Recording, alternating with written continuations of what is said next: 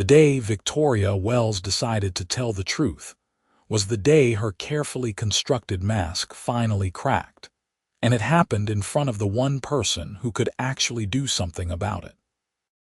She stood in the marble lobby of Morrison Industries, her portfolio clutched against her chest like a shield, waiting for her appointment with Ethan Morrison himself, the billionaire, the man whose empire touched everything from sustainable energy to affordable housing developments.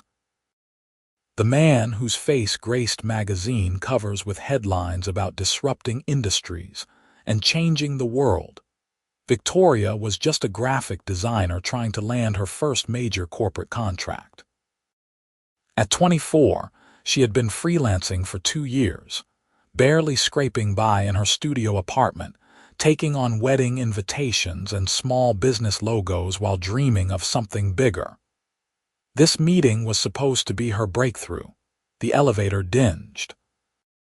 A woman in an immaculate gray suit stepped out, her heels clicking efficiently across the polished floor. "Miss Wells, Mr. Morrison will see you now." Victoria followed her into the elevator, watching the numbers climb to the 42nd floor. Her palms were sweating. She had rehearsed her pitch 100 times, but now her mind felt blank. The executive assistant led her through a sleek hallway lined with modern art pieces. They stopped at a pair of glass doors that opened into a corner office with floor-to-ceiling windows overlooking the city. And there he was. Ethan Morrison stood with his back to her, hands in his pockets, staring out at the skyline. He was taller than she expected, broad-shouldered in a navy suit that fit him perfectly. When he turned around, Victoria felt her breath catch slightly. The magazines didn't do him justice. He was 31, according to her research, with dark hair that was professionally styled but showed hints of wanting to be unruly. His eyes were a striking gray, and they focused on her with an intensity that made her feel both seen and exposed. "Miss Wells." His voice was deep, measured. He gestured to the chair across from his desk. "Please sit." She settled into the leather chair, carefully laying out her portfolio. "Thank you for taking the time to meet with me, Mr. Morrison. I know you must be incredibly busy." "Ethan," he corrected, sitting down across from her. "And yes, I am. Which is why I appreciate when people get straight to the point. You said you have ideas for rebranding our community development division." Victoria launched into her presentation, pulling out mock-ups and concept boards. She had spent weeks on this, researching Morrison Industries, understanding their mission, crafting designs that would speak to accessibility and hope and progress. As she talked, she could feel some of her nervousness fading. This was what she was good at. This was where she came alive. Ethan listened intently, occasionally leaning forward to examine a design more closely. He asked sharp questions, challenged some of her choices, nodded at others. Victoria found herself engaging with him, defending her work, explaining her reasoning. It felt less like a pitch and more like a conversation. After 45 minutes, he leaned back in his chair. "This is impressive work." Relief flooded through her. "Thank you. I really believe in what your company is trying to do, and I think the visual identity should reflect that commitment to making these developments accessible to actual people, not just luxury buyers. It's good." He paused, and Victoria felt her stomach tighten. There was a but coming. "But I'm not sure it's quite what we need right now. The designs are strong, but they're safe. We're trying to push boundaries, shake up an industry that has been stagnant for decades. I need something that takes risks." Victoria felt her smile freeze on her face. "Of course, I understand. Thank you for your time." She started gathering her materials, her hands moving automatically while her mind spun. Another rejection. Another almost. She could feel the weight of her rent due in 2 weeks, the credit card bills piling up, the grocery shopping she had been putting off. "Are you okay?" Ethan's voice cut through her thoughts. She looked up, forcing her smile wider. Oh yes, absolutely fine. This is all part of the process, right? You win some, you lose some. He stood up, walking around his desk. His eyes were fixed on her face with that same unsettling intensity. No, Victoria blinked. I'm sorry. Don't tell me it's fine. Her smile wavered. I don't understand. Ethan crossed his arms, leaning against his desk. He was close enough now that she could see the small scar above his left eyebrow, the fine lines at the corners of his eyes. You're not fine. I can see it in your face. So don't stand here and pretend everything is perfect when it's clearly not. Something in Victoria snapped. Maybe it was the exhaustion of trying so hard for so long. Maybe it was the frustration of being one step away from success always. Maybe it was the way he was looking at her like he actually wanted to know the truth. She stopped smiling. You're right, she said quietly. I'm not fine. I spent 3 weeks on this proposal, working until 2 in the morning because I was also juggling 4 other small projects to pay my bills. I maxed out my credit card printing these boards because I wanted them to look professional. This meeting was supposed to be my big break, the thing that would finally let me stop worrying about whether I can afford both rent and groceries. So no, I'm not fine, but that's not your problem. You're a billionaire with an empire to run, and I'm just another freelancer who didn't make the cut. The silence that followed felt enormous. Victoria's heart pounded. She had just blown whatever slim chance she might have had at salvaging this, but Ethan was smiling, not a polite business smile, a real one, reaching his eyes and transforming his whole face. There it is. What? The honesty. The fire. That's what was missing from your designs. He pushed off from the desk, gesturing at her portfolio. These are technically excellent, but they're cautious. You were playing it safe, trying to give me what you thought I wanted instead of showing me what you're actually capable of. Victoria stared at him. I don't understand what you're saying. I'm saying I want to see what you can do when you're not holding back. Take risks. Make something that scares you a little. Show me the version of these designs that you would create if you weren't worried about pleasing a billionaire. He walked back to his desk, pulling out a business card and writing something on the back. This is my direct line. Send me new concepts in 2 weeks. And this time, don't worry about making me comfortable. He held out the card. Victoria took it, her fingers brushing his briefly. You're giving me another chance. I'm giving you the first real chance. The safe version doesn't interest me, but the woman who just told me the truth, she does. He met her eyes. Don't waste it. Victoria left the office in a daze, riding the elevator down to street level without really seeing anything. It wasn't until she was standing on the sidewalk, people streaming past her, that she looked down at the card in her hand and realized what had just happened. The next 2 weeks were a blur. Victoria stopped taking safe clients. She turned down 3 wedding invitation requests and a logo design for a dentist's office. Instead, she threw herself into the Morrison Industries project with a ferocity that surprised her. She worked with her tiny apartment door and windows open, letting the spring air flow through, music playing loudly while she sketched and designed and experimented. She created concepts that were bold, unexpected, vibrant. She used colors that shouldn't have worked together, but somehow did. She incorporated street art influences and honest photographs of real people instead of stock images. She designed materials that looked like they belonged in a community, not on a corporate boardroom wall, and she tried not to think about Ethan Morrison. That was harder than it should have been. She kept remembering the way he had looked at her, really looked at her, like he could see past all her defenses. The way his smile had transformed his face. The way he had called her out on her polite lies and demanded the truth. Victoria had dated before, but never seriously. There had been a boyfriend in college who had wanted her to be someone she wasn't, always critiquing her appearance and her choices. After that, she had focused on building her career, on survival. Romance felt like a luxury she couldn't afford. But now, as she worked late into the night, she caught herself wondering about him. What kind of man was he really? The magazines painted him as brilliant but ruthless, a self-made billionaire who had built his first company at 23 and had been acquiring and disrupting ever since. But that didn't match the person who had encouraged her to take risks, who had seen through her careful facade. She was probably being ridiculous. He was a billionaire. She was a struggling freelancer.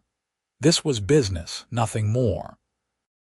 On the 14th day, she sent him an email with the new concepts attached. Then she paced her apartment for 3 hours, unable to focus on anything else, checking her phone obsessively. His response came at 11 that night. 3 words: "Come in tomorrow." Victoria didn't sleep. She was at Morrison Industries at 9 in the morning, wearing the same black dress she had worn to the first meeting, because it was the only truly professional thing she owned. This time, when the elevator doors opened on the 42nd floor, Ethan was there waiting. "Victoria," he said, and she liked the way her name sounded in his voice. "Let's walk." "What?" He was already moving toward the stairs instead of back to his office. "I can't think in that office today. We're going to one of the development sites." She hurried to follow him, confused. They emerged in an underground parking garage where a black car was waiting. Ethan opened the passenger door for her, and she slid in, trying to process what was happening. He got in the driver's side and pulled out into traffic with the easy confidence of someone who had never doubted his place in the world. "The concepts you sent," he said, navigating through the city streets. "They're exactly what I was looking for. Raw, honest, powerful. They actually represent what we're trying to build." Victoria felt a rush of relief and pride. "Thank you. I'm glad you think so. I want to hire you, not for one project, full rebrand of the entire community development division, 6-month contract with the possibility of extension. We'll pay you $80,000 for the contract, plus expenses." She almost choked. That was more money than she had made in the last 2 years combined. "Are you serious?" "I don't joke about business." He glanced at her, and there was that smile again. "Well, sometimes I do, but not about this." They drove for 20 minutes, leaving the gleaming downtown core and heading into a neighborhood that was clearly in transition. Old buildings being renovated, new construction mixed with family-owned businesses that had been there for decades. Ethan pulled up in front of a development site, a sprawling space that would eventually be mixed-use housing and retail. They got out of the car, and Ethan led her through the construction site, pointing out features as they walked. He talked about affordable units, about green spaces, about making sure long-time residents weren't displaced, but instead became part of the new community. Victoria watched him as he spoke, seeing the passion in his face. This wasn't just business for him. It meant something. "Why do you care so much?" she asked. He stopped, turning to face her.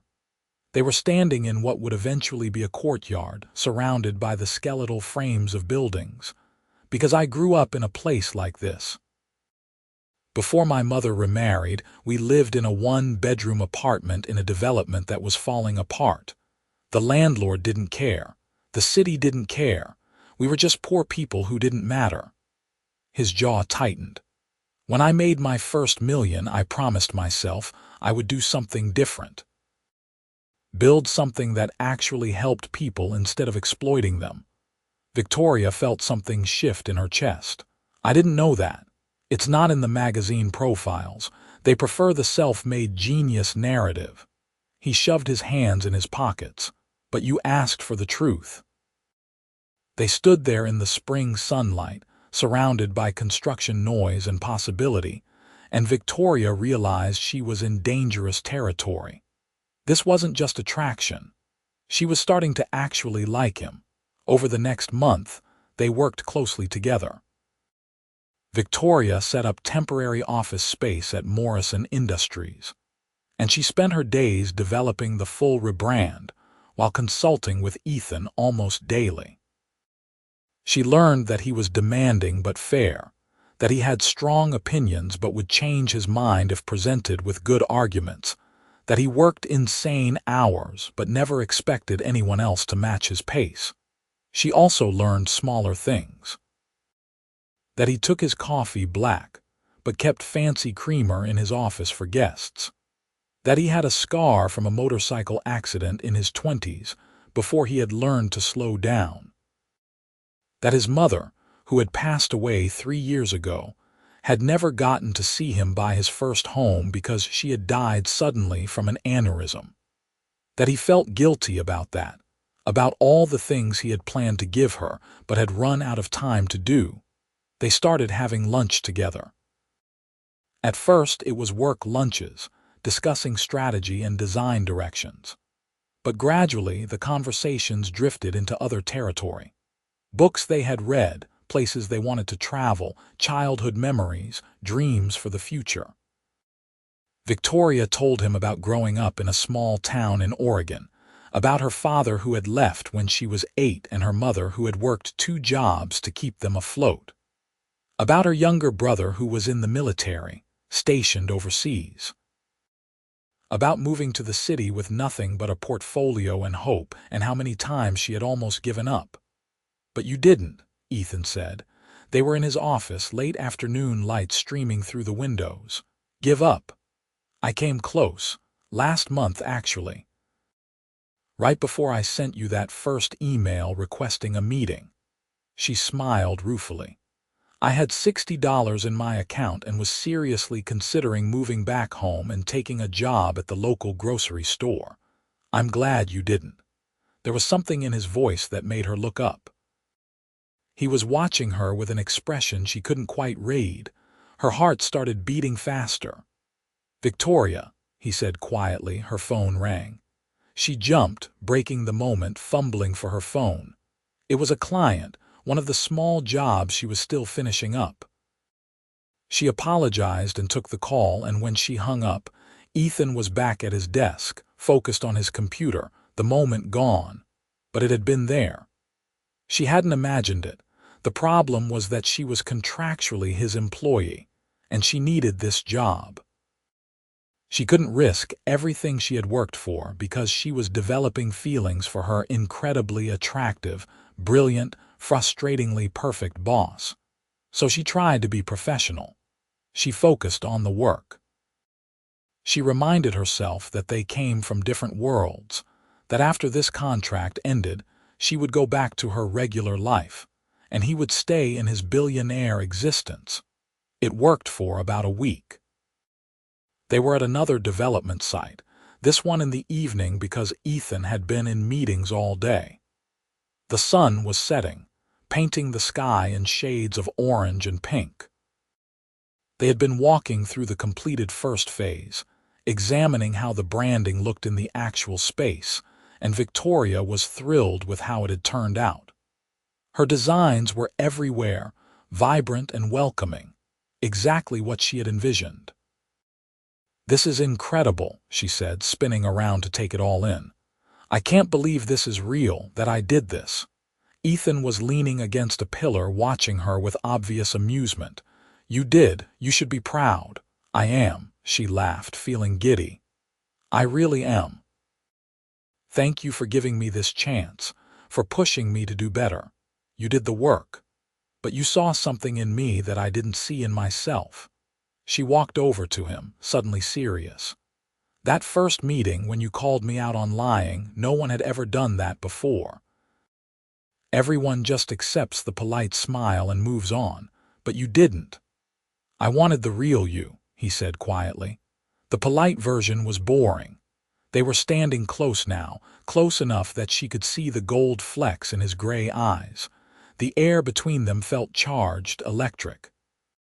"Ethan," she whispered. Tell me to stop, he said, his hand coming up to cup her face. Tell me this is a bad idea and we should keep things professional. She should. She knew she should, but all she said was, don't stop. He kissed her, and it was like falling and flying at the same time. His lips were warm, firm, sure. One hand cradled her face while the other slid to her waist, pulling her closer. Victoria melted into him, her hands fisting in his shirt, kissing him back with all the pent-up longing of the past month. When they finally broke apart, both breathing hard, Ethan rested his forehead against hers. I've been wanting to do that for weeks. Why didn't you? Because you work for me. Because I didn't want you to feel pressured. Because I wasn't sure you felt the same way. He pulled back slightly to look at her. Do you feel the same way? Victoria laughed breathlessly. I've been half in love with you since you told me not to pretend I was fine. His smile was brilliant. Only half. I was trying to be reasonable. I'm not interested in reasonable. He kissed her again, softer this time, tender. I want all of you, Victoria. The brilliant designer, the woman who tells the truth even when it's hard, the person who cares so much about doing good work. All of it. She felt tears prick her eyes. I want that too, I want you. They stood there as the last light faded from the sky, holding each other in the space they had built together. And Victoria felt something she hadn't felt in years. Completely, perfectly safe. But of course, nothing was ever that simple. The next day, Victoria arrived at work to find the office buzzing with gossip. Apparently, someone had seen her and Ethan leaving the development site together and had drawn conclusions. By lunchtime, the rumors had spread throughout the company. Victoria tried to ignore it, focusing on her work. But when she went to the break room for coffee, she encountered Sarah Chen, the senior marketing director who had never been particularly friendly.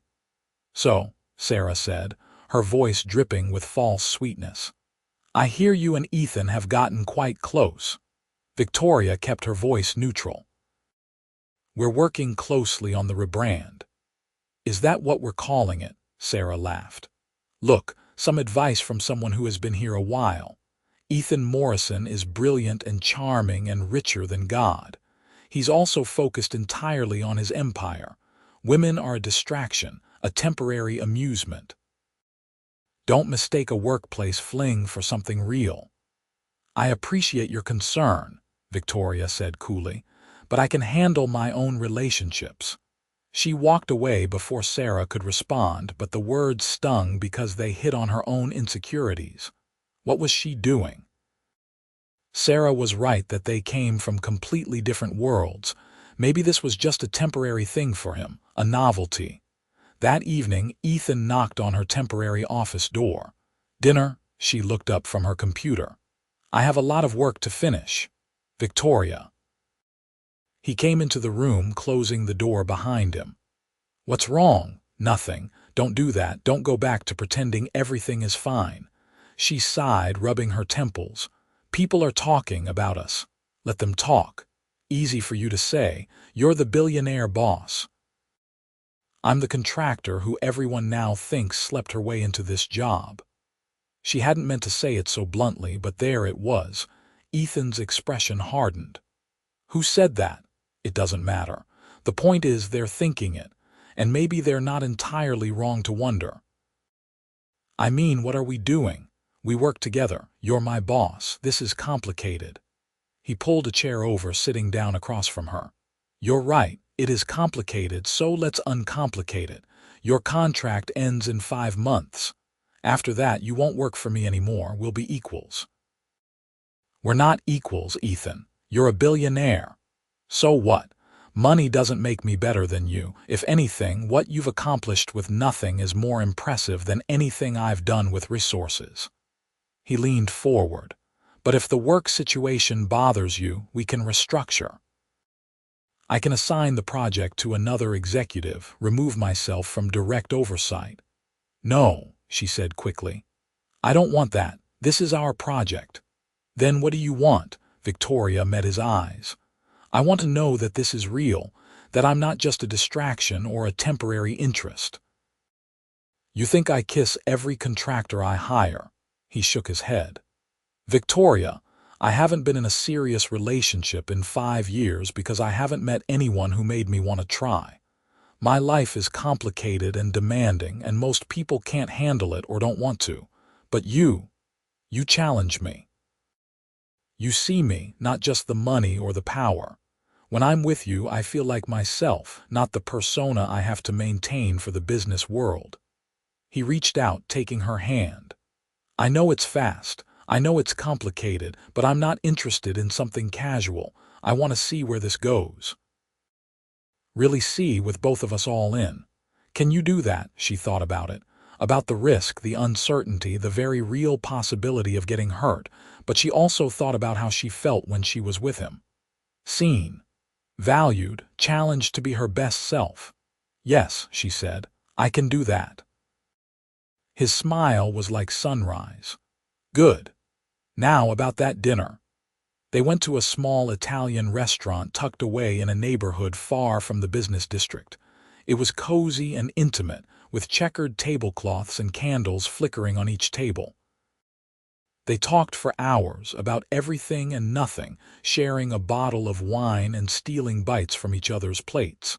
Tell me something you've never told anyone, Ethan said. Victoria thought about it. I'm terrified of success. What? I know it sounds crazy, but I am. Because if I succeed, really succeed, then I have something to lose. Right now, I'm just a struggling freelancer. If I fail, it's almost expected. But if I become someone, if I build something real, then failure becomes so much scarier. She looked down at her wine glass. It's easier to play small. But you didn't play small with the rebrand, because you wouldn't let me. Ethan reached across the table, lacing his fingers with hers. Then I'll keep not letting you, because you're capable of extraordinary things, Victoria. You just need to believe it. What about you? She asked. What's something you've never told anyone? He was quiet for a long moment. I'm lonely. I have hundreds of employees, business associates, people who want things from me, but I'm lonely. I eat breakfast alone, work 12-hour days, go home to an empty penthouse. My mother used to tell me that all the success in the world doesn't mean anything if you have no one to share it with. I used to think she was being sentimental, but she was right. Victoria squeezed his hand. You're not alone anymore. Neither are you. They left the restaurant, walking close together, and when Ethan hailed a cab for her, he kissed her good night with a tenderness that made her chest ache. Tomorrow? He asked. Tomorrow, she agreed. The next few months were a whirlwind. Victoria and Ethan navigated their relationship carefully, keeping things professional at work while spending their evenings and weekends together. He took her to art galleries, and she took him to dive bars where they could be anonymous. They cooked together in his penthouse kitchen, both of them terrible at it but laughing through the disasters. They talked about their dreams, their fears, their pasts. Victoria met Marcus, Ethan's best friend and the CFO of Morrison Industries. Marcus was blunt and funny, and he shook Victoria's hand with a firm grip while saying, "About damn time he found someone who could keep up with him." She also met Catherine Morrison, Ethan's stepmother, the woman who had married his mother's widower and helped raise him through high school. Catherine was elegant and kind, and she pulled Victoria aside during lunch to say, "I haven't seen him this happy in years. Thank you for that." Ethan met Victoria's mother over video chat since she still lived in Oregon. Her mother, Lisa, was warm and effusive, telling embarrassing childhood stories while Victoria groaned in the background. Afterward, her mother texted, "He's wonderful, honey, and more importantly, he looks at you like you hung the moon." The rebrand was going beautifully. The first phase had received incredible press, with architecture and design magazines praising the fresh approach. Victoria was fielding calls from other potential clients, companies who had seen her work and wanted to hire her. For the first time in her life, she had financial security and professional recognition. But more than that, she was happy. Genuinely, deeply happy. Of course, that's when things got complicated. 4 months into her contract, Victoria was working late when her phone rang. It was her brother, James. "Hey, stranger," she said, smiling. "How's the Middle East?" "Not great." His voice was tight. "Vic, Mom's in the hospital." Her blood went cold. "What happened?" "She had a heart attack. She's stable now, but the doctors say she needs surgery. There's a blockage, and without the procedure, she's at serious risk." Victoria's hands were shaking. "When?" "They want to do it next week, but Vic, insurance isn't covering all of it. We're looking at about $40,000 out of pocket." $40,000. The number echoed in her head. She had money now, more than she had ever had, but most of it was earmarked for paying off debts and building a real savings. She could cover maybe half. "I'll figure it out," she said. "Don't worry, just take care of Mom." When she hung up, she put her head in her hands. She could ask for an advance on the rest of her contract, but that felt wrong. She could take out a loan, but her credit was already stretched thin from years of barely getting by. "Victoria," she looked up. Ethan was standing in the doorway, concern etched on his face. She had been so focused she hadn't heard him come in. "What's wrong?" She wanted to say she was fine. The impulse was automatic, but he had taught her better than that. "My mom had a heart attack. She needs surgery, and I don't have enough money to cover what insurance won't pay." Ethan crossed the room immediately, kneeling beside her chair. "Is she okay?" "She's stable, but she needs the surgery soon." "How much do you need?" Victoria shook her head. "No, I'm not asking you for money." "I didn't say you were asking, I'm offering." "Ethan, I can't take money from you. That's not why I'm with you. That's not what this is." "I know that." He took her hands. "But your mother needs surgery and I can help. Why wouldn't I?" "Because it changes things. Because then I'm the girl who needed her rich boyfriend to bail her out. Because it makes this about money when it's never been about money." "It's not about money," he said firmly. "It's about someone I care about having a problem I can solve. If you needed a ride to the airport and I had a car, would you refuse? If you were locked out and I had a spare key, would you sleep on the street to prove a point? This is the same thing. It's $40,000. That's not the same thing. To you, maybe. To me, it's a rounding error." He squeezed her hands. "Victoria, I have more money than I could spend in 10 lifetimes. Let me use it for something that actually matters. Let me help the woman I love save her mother's life." She froze. "What did you say?" He blinked, seeming to realize what he had just admitted. Then his expression softened. "I love you. I've been falling for you since you stopped smiling and told me the truth, and now I'm completely gone. I love your honesty, your talent, your determination, the way you make me laugh, the way you see the world. I love you, Victoria Wells. And I want to help you because that's what people who love each other do. They help." Tears were streaming down her face now. "I love you too, so much, but I don't know how to accept this without it feeling like I'm using you. Then let me put it a different way. I'm not giving you the money. I'm paying for your mother's surgery as a gift to the woman I love. You don't owe me anything. It doesn't change our relationship. It's simply me using resources I have to solve a problem for someone who matters to me. Can you accept that?" Victoria thought about her pride, about her fierce independence.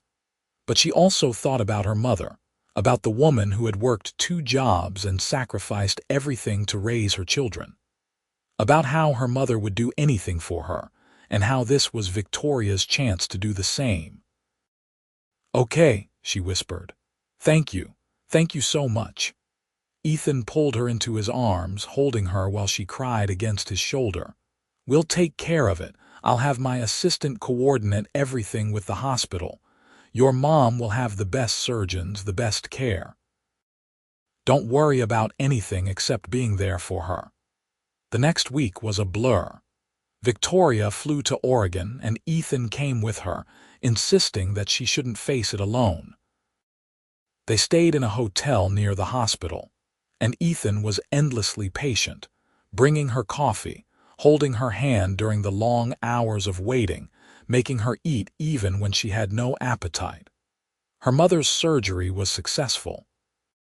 When Lisa woke up in recovery and saw Victoria and Ethan sitting by her bedside, she smiled weakly. "You must be Ethan," she said, her voice raspy. "I am. It's wonderful to meet you, Mrs. Wells. Call me Lisa. And thank you. Victoria told me what you did. I don't know how to repay you." "Being okay is payment enough," Ethan said simply. "Victoria loves you very much. I'm just glad I could help." Lisa reached out, taking Victoria's hand on one side and Ethan's on the other. "You've got a good one, baby girl. Don't let him go." "I won't," Victoria promised, looking at Ethan. "I definitely won't." They stayed for another week while Lisa recovered enough to go home with James, who had taken emergency leave. During that time, Victoria showed Ethan her hometown, the places that had shaped her. They walked through the small downtown, ate at the diner where she had worked through high school, drove past her childhood home. "I can see where you came from," Ethan said as they sat on a bench overlooking the river. "The determination, the grit. You built yourself from this." "So did you," she pointed out. "Different circumstances, same drive. We're a good match then." She leaned her head on his shoulder. "We really are." When they returned to the city, something had shifted. The crisis had tested their relationship and made it stronger. They stopped being cautious, stopped second-guessing. Victoria kept a toothbrush at his penthouse and he had a key to her apartment. They talked about the future in concrete terms, not vague maybes. Victoria's contract ended, and she officially transitioned from contractor to consultant, running her own design firm with Morrison Industries as her anchor client but free to take on other work. The rebrand won awards. She was featured in design magazines, invited to speak at conferences. Her little freelance operation grew into a real business, and she hired 2 junior designers to help manage the workload. One evening, 6 months after her mother's surgery, Ethan took her to the first development site where he had kissed her. The project was fully complete now, bustling with residents and small businesses. Children played in the courtyard while adults sat on benches, chatting. "This is what we built," Ethan said, his arm around her waist. "Not just the buildings or the brand. We built something that's actually helping people, making their lives better." "It's pretty amazing," Victoria agreed. He turned to face her, suddenly serious. "I want to build more, not just developments, a life with you." Her heart started pounding. "Ethan." He reached into his pocket, pulling out a small velvet box. When he opened it, a simple platinum band with a single perfect diamond caught the evening light. "I know we've only been together for 10 months. I know some people would say that's too fast. But I've never been more certain of anything in my life. You make me want to be better, do more, care deeper. You've taught me that honesty is more valuable than perfection, that vulnerability is strength, that love is worth the risk. Victoria Wells, will you marry me?" She was crying again, but this time from pure joy. "Yes, absolutely yes." He slipped the ring on her finger, then kissed her deeply while around them. Life continued in the space they had helped create. When they broke apart, Victoria was laughing. "What?" Ethan asked, smiling. "I was just thinking about that first meeting, how terrified I was, how I almost didn't tell you the truth." "I'm glad you did." "Me too. Because apparently, honesty is the secret to landing a billionaire," he laughed, pulling her close. "The secret to landing this billionaire, anyway. And for the record, I'm the lucky one. I was just a lonely workaholic in a fancy office. You taught me how to live again." "We taught each other," she corrected. They were married 6 months later in a ceremony that perfectly reflected who they were. Not a massive society wedding, but an intimate gathering at one of the development courtyards, surrounded by residents and friends and family. Victoria wore a simple silk dress she had found at a vintage shop, and Ethan wore a navy suit. Her brother walked her down the makeshift aisle while her mother watched tearfully from the front row. Marcus was the best man, giving a speech about how he had never seen Ethan truly happy until Victoria came along. Her best friend from college, Jenny, was the maid of honor, telling embarrassing stories that made everyone laugh. Ethan Morrison welcomed Victoria to the family with genuine warmth, but the moment Victoria remembered most was when they exchanged vows. Ethan had insisted on writing his own, and when he spoke, his voice was thick with emotion. "Victoria, you asked me once why I cared so much about building developments that actually helped people. The truth is, I was trying to fix the past, trying to make up for all the years my mother and I struggled. But you've taught me that it's not about fixing the past. It's about building a better future. You are my better future. You are the reason I wake up excited for the day. You've shown me that success isn't measured in dollars or developments, but in moments of connection, in honest conversations, in the courage to be vulnerable. I promise to always push you to be your best self, to never let you play small, to tell you the truth even when it's hard. And I promise to love you completely and wholly for the rest of my life." By the time he finished, there wasn't a dry eye in the courtyard. Victoria's own vows were simpler but no less heartfelt. "Ethan, you saw me when I was invisible. You challenged me when I was complacent. You loved me when I was vulnerable. You've shown me that it's possible to be successful and kind, powerful and gentle, driven and present. You've taught me that I deserve good things, that my dreams are worth pursuing, that I am enough exactly as I am. I promise to always tell you the truth, to support your dreams as you've supported mine, to build a life with you that matters. And I promise to love you fiercely and honestly for the rest of my days."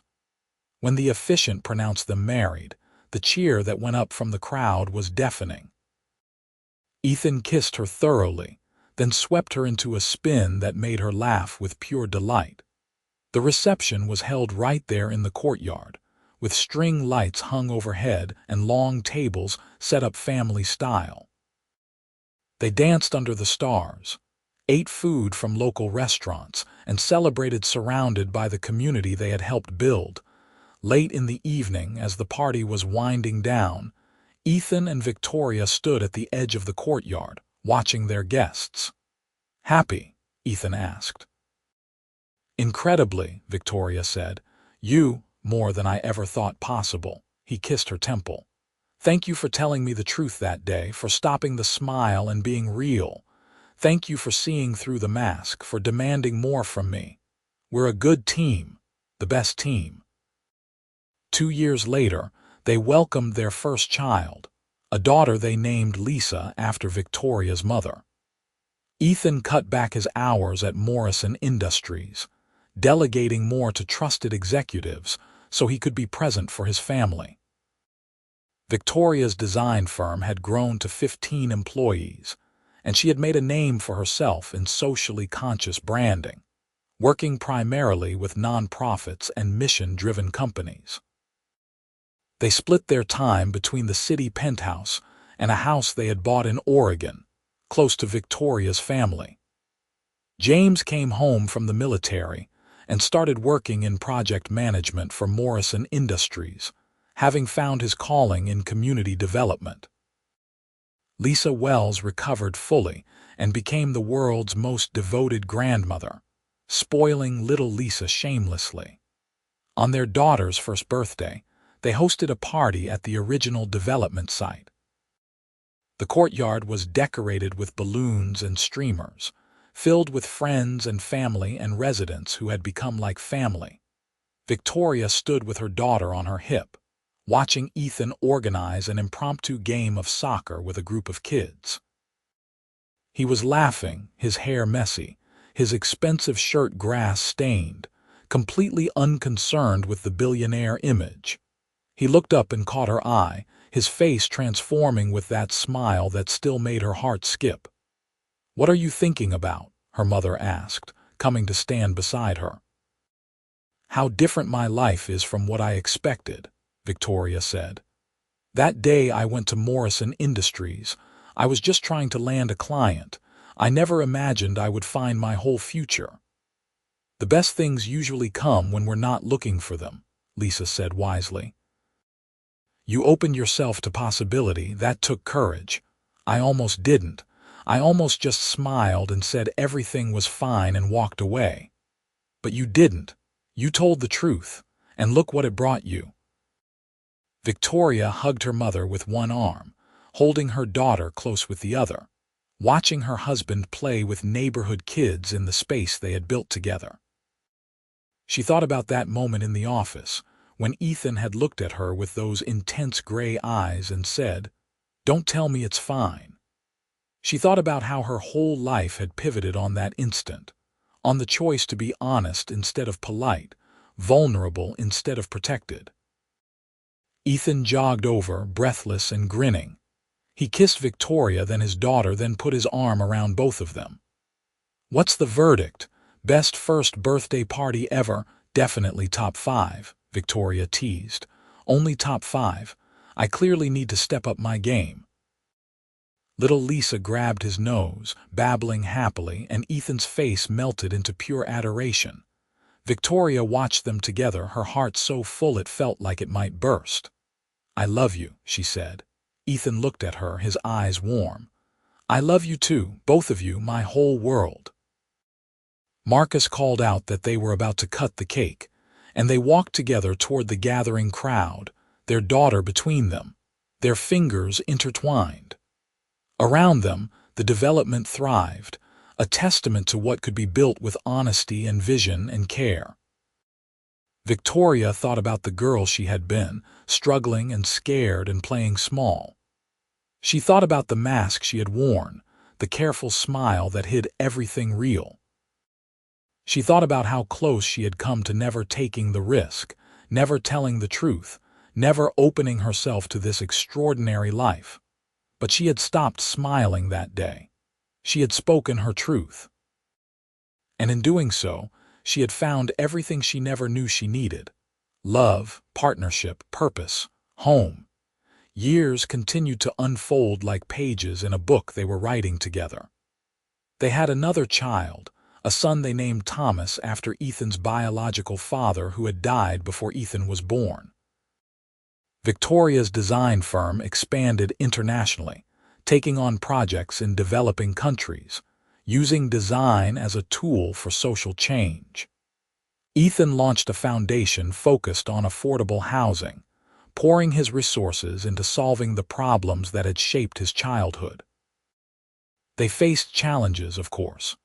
There were arguments about work-life balance, stressful periods when both of their careers demanded too much, moments of doubt and frustration.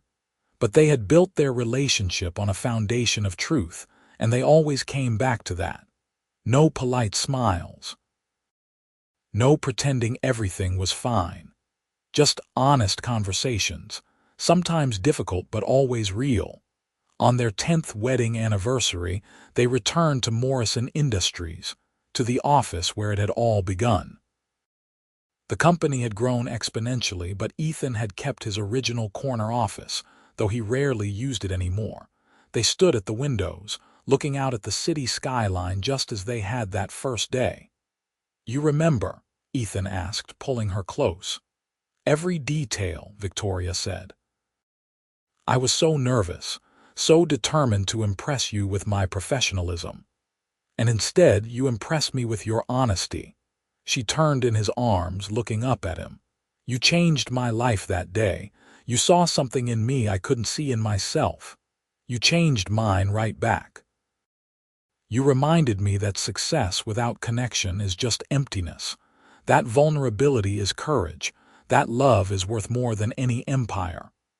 He cupped her face gently. You are still, always, the best decision I ever made. Even better than that energy company acquisition in 2022 that made you another billion, he laughed. Especially better than that. They kissed in the late afternoon light, surrounded by glass and steel and the empire he had built, but grounded in something far more valuable. The life they had created together through honesty, courage, and love. When they left the office hand in hand, heading home to their children and their beautifully complicated life, Victoria reflected on the journey. It had all started with a choice to be vulnerable, to drop the mask, to tell the truth even when it was scary. That choice had led her here, to this extraordinary existence filled with love and purpose and joy. She thought about all the people out there still hiding behind polite smiles, still playing small, still afraid to be seen. She wished she could tell them what she had learned, that the risk of honesty is always worth the reward, that the right person will see your truth and love you more for it, not less, that extraordinary things happen when you stop pretending and start being real. The elevator doors closed and Victoria caught their reflection in the polished metal. Ethan with his arm around her, both of them smiling genuine smiles that reached their eyes. Happy, whole, home. What are you thinking? Ethan asked. Victoria leaned into him, grateful beyond words for the man who had demanded her truth and given his own in return. I'm thinking that I'm glad you didn't let me pretend I was fine. Best decision I ever made, he said, kissing her hair. Second best, she corrected. Marrying me was the first. His laugh echoed in the elevator as they descended together, heading toward home, toward family, toward the beautiful future they had built on a foundation of honesty and love. Behind them, the city sparkled in the twilight, full of possibility for others still searching for their own truth. But Victoria and Ethan had already found theirs in each other, in that moment when masks fell away, and something real and rare and extraordinary took root. They had learned that the greatest love stories don't start with perfection. They start with truth. And from truth, if you're brave enough to embrace it, everything else follows. Their story was proof that sometimes the most powerful words you can say are the hardest ones. Not the polite lies that smooth everything over, but the raw truth that exposes who you really are. Because when you find someone who loves your truth more than your mask, who sees your struggles and stands beside you anyway, who challenges you to be your fullest self, that's when the real magic begins. That's when life stops being about survival and starts being about thriving. When work becomes purpose, when companionship becomes partnership, when attraction becomes love that grows deeper and stronger with every passing year. Victoria had learned that lesson in a corner office overlooking the city, when a billionaire with intense gray eyes had seen through her careful facade and demanded something more. She had been terrified to give it, but she had found the courage, had stopped smiling, had told the truth. And in return, she had received everything, not just the material comforts that came with being married to a billionaire, though those were nice, but the real treasures. A partner who challenged and supported her, children who filled their lives with joy, work that made a difference, a love that sustained her through every challenge. As they drove home through the city streets, past developments bearing her designs and buildings housing families making their own stories, Victoria squeezed Ethan's hand. He glanced over, questioning, and she simply smiled. Not the polite mask from that first meeting, but the real smile of a woman who had taken the risk, told the truth, and found her happily ever after. I love you, she said. I love you too, he replied. Always will. And in that simple exchange, in the comfortable certainty of it, was the proof that sometimes the fairy tale is real. Sometimes the struggling artist does meet the prince. Sometimes vulnerability is rewarded instead of punished. Sometimes honesty opens doors instead of closing them. Sometimes, if you're brave enough to stop pretending everything is fine and speak your truth instead, you find exactly what your heart has been searching for all along.